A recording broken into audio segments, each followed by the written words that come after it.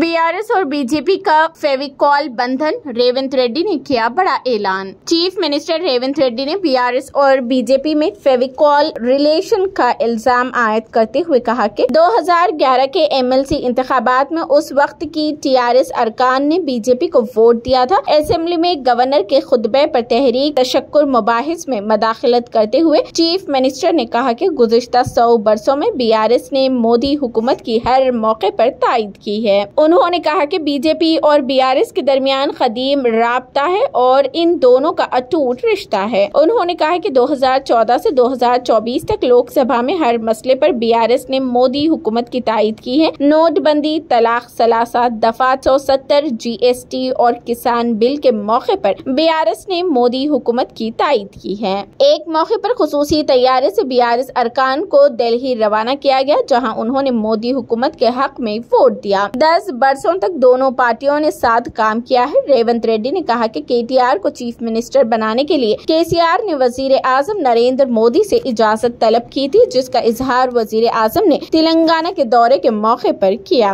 मोदी ने मोरूसी सियासत की मुखालिफत करते हुए केटीआर को चीफ मिनिस्टर की इजाजत नहीं दी थी। रेवंत रेड्डी ने रिमार्क किया कि केसीआर अपने साथियों को हर बात से वाकिफ नहीं कराते, वो कुछ बातें कहते हैं और कुछ छुपाते हैं। चीफ मिनिस्टर की तब्दीली पार्टी का अंदरूनी मामला है, लेकिन केसीआर ने मोदी से इजाजत तलब की थी। उन्होंने पोचाराम श्रीनिवास रेड्डी से कहा कि अगर वो शख्सी मुलाकात करते हैं तो मजीद मालूमात फराहम करते हैं। पोचाराम श्रीनिवास रेड्डी ने बीजेपी से किसी भी मफाहिमत की तरदीद की और कहा कि चीफ मिनिस्टर की तब्दीली के लिए मोदी से इजाजत लेने की कोई जरूरत नहीं है। अरकान असेंबली फैसला करने के लिए काफी है। उन्होंने वाजे किया कि बीआरएस में क़ियादत की तब्दीली का कोई इम्कान नहीं है और हर किसी को केसीआर की क़ियादत पर भरोसा है। उन्होंने कहा कि बीजेपी से बीआरएस का कोई ताल्लुक नहीं है, जबकि मजलिस हमारी फ्रेंडली पार्टी है। తెలంగాణ తల్లి అంటే మన అమ్మ, మన అక్క, మన సోదరి.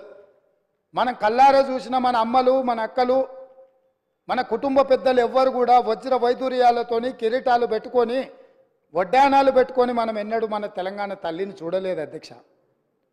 కొంతమంది రాజులు, రాచరిక పోకడులు ఉన్న వాళ్ళు గడిలలో ఉన్న పెత్తందారులు ఏమైనా కిరీటాలు పెట్టుకున్నారేమో, భుజకీర్తులు పెట్టుకున్నారేమో, నడుములకు వడ్డానాలు పెట్టుకున్నారేమో మాకు తెలియదు. కానీ రాచరిక పోకడలతో, కిరీటాలు, వజ్ర వైదూర్యాలతో తెలంగాణ తల్లిని మనకు రుద్దాలనే ప్రయత్నం చేసిండ్రు. అధికారిక చిహ్నం ఎక్కడైనా, ఏ రాష్ట్రంలో అయినా, ఏ దేశంలో అయినా, ఈ ప్రపంచంలో రాచరిక వ్యవస్థను కాదని, ప్రజాస్వామిక పాలన ఉండాలని వేలాది లక్షలాది మంది పోరాట యోధులై యుద్ధంలో ముందు భాగాన నిలబడి రక్తం చిందించి నేల కొరిగి ప్రజాస్వామిక పరిపాలనను సాధించుకున్నారు.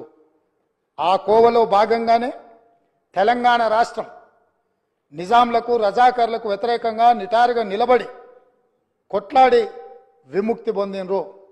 ఇదే కాదు, ఆనాడు కాకతీయ సామ్రాజ్యానికి వ్యతిరేకంగా సమ్మక్క సారలక్క వీళ్ళందరూ పోరాటం చేసి పన్ను కట్టమంటే పన్ను కట్టమని తిరగబడి త్యాగాలు చేసిన సమ్మక్క సారలమ్మ జాతర మనం ఈరోజు ఆదివాసి బిడ్డలు జంపన్న వాగులో తలార స్నానం చేసి అక్కడికి వెళ్ళి దేవుణ్ణి దర్శించుకుంటున్నాం. అలాంటి త్యాగాల పునాదుల మీద ఏర్పడ్డ ఈ తెలంగాణ రాష్ట్రం